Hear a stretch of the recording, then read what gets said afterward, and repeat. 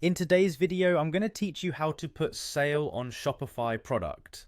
By the end, your product will show a clear sale price with the original price crossed out, so customers instantly see the discount. First, sign in to your Shopify admin the way you normally do.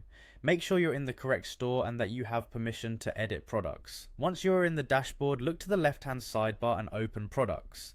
This is your central place for everything related to items you sell. If you have a long catalog, use the search bar or filters to quickly find what you need. Next, click the specific product you want to put on sale. This opens the product details page. If your product has variants, like different sizes or colors, keep in mind that pricing is managed per variant, so you'll repeat the pricing steps for each variant you want to discount. Scroll down until you see the pricing section. This is where Shopify determines what shows to shoppers on your storefront. You'll see two important fields: price and compare at price. These two fields work together to create the sale presentation customers expect. In the compare at price field, enter the original regular price, the price you charged before the sale.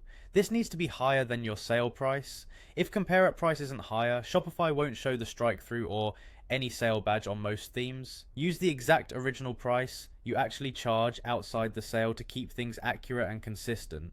Now in the price field, enter your sale price, the amount you want customers to pay during the promotion. Keep an eye on your margins and, if helpful, choose round numbers that look clean on the storefront. Many themes will automatically display the discount visually, and some may also show a percentage off based on the difference between these two fields.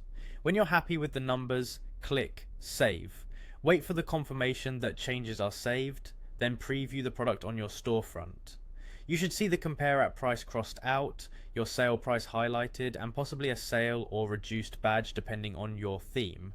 If you don't immediately see the change, refresh the page or view it in an incognito window to bypass caching. That's it. Log in, open products, choose the item, adjust compare at price and price in the pricing section, and save.